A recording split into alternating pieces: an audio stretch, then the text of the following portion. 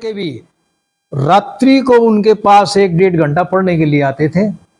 जैसे एक प्रौढ़ शिक्षा चली थी अपने भारत के अंदर, जहां महिलाओं को, बच्चों को, बूढ़ों को रात्रि को 1-2 घंटा पढ़ाते थे।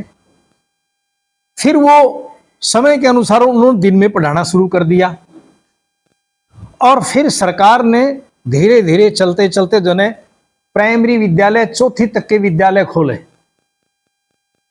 4वीं तक के विद्यालय, और उनमें सिंगल टीचर होता था, अकेला था। 14 सितंबर 1949 का दिन था। उन्होंने सदन के पटल पर लोकसभा में अध्यक्ष के माध्यम से प्रस्ताव रखा प्रधानमंत्री होते हुए कि हिंदी को राजभाषा का दर्जा दिया जाए।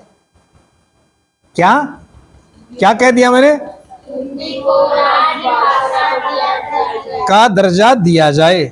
और वो प्रस्ताव ध्वनि मत से पारित हो गया था।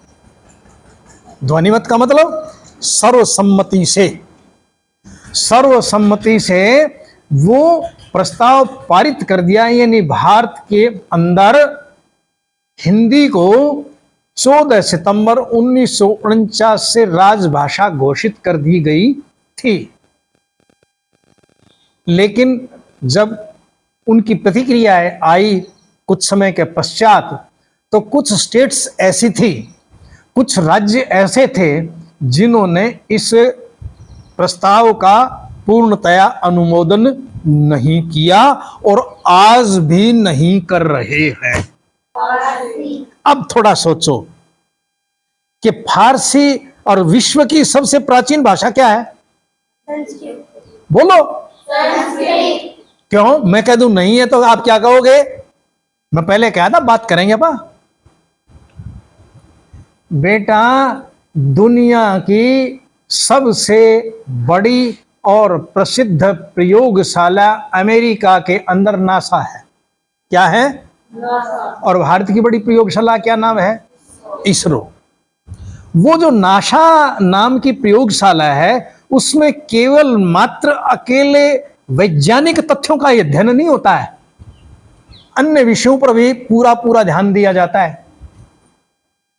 वहां भाषा के ऊपर भी ध्यान दिया जाता है। और नासा के अंदर जो वैज्ञानिक जाते हैं अध्ययन करने के लिए, किसी भी देश से जाएं वो, उनके लिए 16 महीने का संस्कृत का एक कोर्स करना अनिवार्य होता है। बताइए किसी ने ये बात? उनको 16 महीने तक संस्कृत का सामान्य ज्ञान करवाया जाता है। इसका कारण ये कि शुरू में नासा के वैज्ञानिकों ने यह समाचार दिया कि जब हम अंतरिक्ष में अपने यान भेजते हैं और वहां से जब संदेश आते हैं तो वो संदेश अस्त व्यस्त हो जाते हैं, क्योंकि वो संदेश किस में मंगवाते थे? आंग्ल भाषा में, अंग्रेजी भाषा में। मान लिया उन्होंने भेजा हियर इज नो वाटर, यहां पानी, और वो तरंगों में उलझ करके water is not, here is water, या आगे पीछे हो गया तो अर्थ बदल गया कि नहीं बदल गया? ये बताओ मेरे को। Here is no water, no water, या नो कट गया? हां, तब हमारे वैदिक विद्वानों के सुझाव गए उनके पास कि आप संस्कृत भाषा का सहारा लीजिए, कि संस्कृत भाषा में अगर आपके शब्द आगे पीछे भी हो जाएंगे तो अर्थ में कोई फर्क नहीं पड़ेगा, जो हर जगह काम आती। मैं जल्दी पढ़ के सुनाता हूं, मैं इनका देख रहा हूं, ध्यान दो। उन्नत भाषाओं में विश्व की लगभग 3000 भाषाएं हैं। कितनी हैं? 3000 भाषाओं में से हिंदी भाषा अपने व्याकरण, सरलता के कारण उन्नत भाषाओं में से भी एक है। ये भी उन्नत है क्योंकि इसमें जैसा बोला जाता है अधिकतर वैसा ही लिखा जाता है, और इसमें दूसरी भाषा के साथ सामंजस्य स्थापित करने की भी योग्यता है। जैसे उदाहरण के तौर पर बेटा, ये क्या लगा हुआ है? ये क्या है?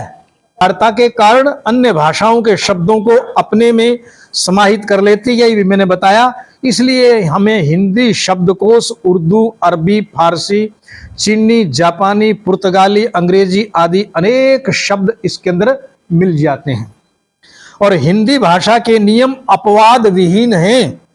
कई बार अंग्रेजी में होता है ना कि ये नहीं तो, जैसे जीत शब्द लिखा हमने अंग्रेजी के अंदर, कि जीत की क्या अंग्रेजी लिखोगे, क्या स्पेलिंग लिखोगे, JIT, और को JEET लिख दे तो वो भी ठीक है, नाम में सब चलेगा। तो कहता है कि हिंदी के अंदर ऐसा कोई अपवाद नहीं है।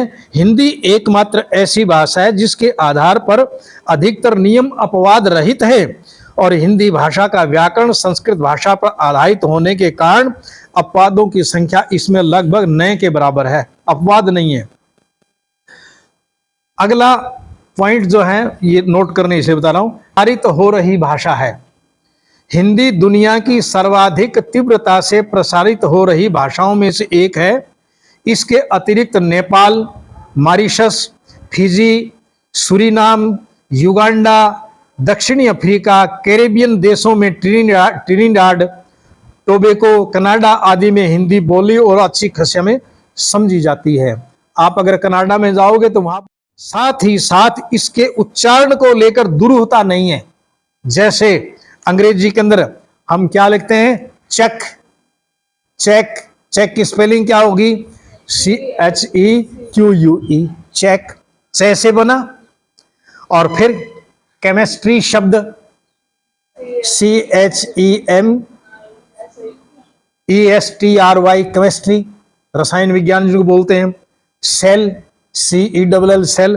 तो देखो चेक कहां से शुरू होता है, चे से, लेकिन CH है ना, यहां तो CH का चे बन गया, और केमिस्ट्री में CH का क बन गया, और सेल में से बन गया।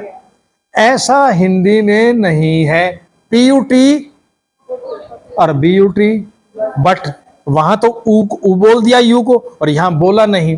तो ऐसी कमियां हिंदी में नहीं हैं। इसलिए हिंदी की मां जो संस्कृत है उसका पूर्ण रूप से प्रभाव हिंदी के ऊपर रहेगा। किसी ने कहा जाकर के मुझे उस डिपार्टमेंट अत्यधिक विशाल है। अंग्रेजी में केवल देखिए अंकल, आंटी शब्द आते हैं कि नहीं आते। अरे अपने चाची के लिए क्या बोलते हैं, आंटी, और बुआ के लिए, और ताई के लिए। लेकिन हिंदी के अंदर कितने सुंदर सुंदर शब्द हैं, चाची जी, ताई जी, बुआ जी, यानी कितनी छूट है। इसका मतलब कितना हमारा शब्दकोश बड़ा है, विशाल है, भंडार है। चाचे के लिए अंकल, मम्मी के लिए एक से हो गए, ताऊ के लिए सभी प्रकार के उच्चारण संभव है। कई बार ऐसा होता ना, एक अंग्रेज गुरुकुल में आ गया और जब जाने लगा तो उसको सत्यार्थ प्रकाश सामने भेंट कै कहते पूरे क ख ग घ आ गया, और कै का उच्चारण स्थान क्या है, कंठ, तो पूरे कवर का हो गया। चवर्ग का तालु है, यानी एक जो जगह से बोले जाने वाले एक जगह फिट कर दिए। जैसे आप करते हैं ना कि ये कौन सी क्लास है, 9वीं, इसका मतलब 9वीं के विद्यार्थी। ये कौन सी है, 10वीं, इसका मतलब 10वीं के सारे हैं। तो इस प्रकार से वो एक व्यवस्थित भाषा। शब्द संपदा अगला टॉपिक बनता आपका, हिंदी शब्द संपदा के हिंदी को संस्कृत शब्दा एवं नवीन शब्द रचना सामर्थ्य विरासत में मिली है। विरासत का मतलब जो दादे परदादे बाप दादे से जो चीज प्राप्त हो उसको हम विरासत बोलते हैं। और हिंदी को विरासत कहां से मिली, संस्कृत से। कई लाख शब्द है, कितने हैं, और इसके अतिरिक्त और भी हिंदी में क्या है, उपसर्ग लगा करके हम शब्द नए बना सकते हैं, प्रत्यय लगा करके हम नए शब्द बना सकते हैं, संधियां करके भी नए शब्दों की रचना कर सकते हैं, और संधि तोड़ के भी कर सकते हैं। तो इस प्रकार देखा जाए तो हिंदी के अंदर नए शब्दों का निर्माण बहुत अधिक होता है। हिंदी बोलने और समझने वाले लोग, ये भी आगे का टॉपिक बनता है कि भारत की लगभग 70 करोड़ जनता हिंदी लिख सकती है, पढ़ सकती है और बोल सकती है। विश्व पटल पर बात की जाए तो लगभग 200 करोड़ लोग इस भाषा को समझ सकते हैं, और ये आंकड़े बेटा 2019 के हैं। उसके बाद ये आंकड़े बढ़े हैं, घटे नहीं हैं। और अगला फिर पॉइंट बनाया मैंने कि दुनिया की सबसे अधिक बोले जाने वाली भाषाओं में चीनी भाषा सबसे अधिक बोली जाती है। दूसरे नंबर फिर अंग्रेजी बोली जाती है, फिर स्पेनिश बोली जाती है और अरेबियन। और इनके नस हो या गोदान हो, साहित्य की दृष्टि से यह भाषा श्रेष्ठ साबित होती है। हिंदी की अनेक कालजयी रचनाएं अनेक भाषाओं में अनुदित हो चुकी हैं। रामचरितमानस किस में लिखा हुआ है? हिंदी में। और कौन है इसके लेखक? हैं? कौन? तुलसीदास। क्या नाम है? तुलसीदास जी। और गोदान किसका लिखा हुआ है? प्रेमचंद जी का। बहुत बढ़िया उपन्यास है। ये सब हिंदी के अंदर है। और हिंदी आम जनता से जुड़ी हुई भाषा है। हिंदी आम जनता से जुड़ी हुई है। हिंदी कभी राजाश्रय की मोहताज नहीं रही, यानी राजाओं ने इसको आश्रय नहीं दिया। लोग अपने आप बोलते रहे। क्यों बोलते रहे? क्योंकि ये सरल थी, सुगम थी, समझने में दिक्कत नहीं थी। अगर आदिवासी इलाके में चले जाओ आप, तो वहां भी आप हिंदी थोड़ी थोड़ी वो आपकी समझ जाएंगे, जो कि उनकी भाषाएं उनकी अलग है। और फिर इसको लोकप्रिय बनाने के लिए फिल्मों का भी बड़ा विशेष महत्व रहा है, क्योंकि जितनी फिल्में बनी हैं ज्यादातर हिंदी में बनी है। तो हिंदी में बनी है तो हिंदी लोग देखेंगे तो हिंदी सीखेंगे। और धारावाहिक जो नाटक चलते हैं वो भी हिंदी में बने। तो इस प्रकार भी हिंदी का काफी विकास हुआ है। संग्राम की वाहिनी रही है, यानी हिंदी भाषा भारत के स्वतंत्रता संग्राम की वाहिका रही है, यानी देश प्रेम को उत्पन्न करने वाली रही है। इस पर सभी लोग एकमत हुए। यहां थोड़ा ध्यान दे करके देखिए, भगत सिंह जी कहां के थे? पंजाब के। और महात्मा गांधी जी कहां के थे? गुजरात के। और सुभाष जी बोस कहां के थे? बंगाल के। और बाल गंगाधर तिलक जी महाराष्ट्र के थे। और राजगोपालाचार्य जी दक्षिणी भारत के थे। लेकिन सभी ने अपनी क्षेत्रीय भाषाओं को छोड़ करके हिंदी पर सभी एक मत हो गए और ये निर्णय किया कि हम स्वतंत्रता संग्राम की वाहिनी भाषा हिंदी को ही स्वीकार करेंगे। और इनसे पहले महर्षि दयानंद ने भी इस विषय पर अपनी कलम उठाई और ये देखा कि अगर हिंदी के अंदर मैं लिखूंगा तो ज्यादा लोगों को लाभ होगा।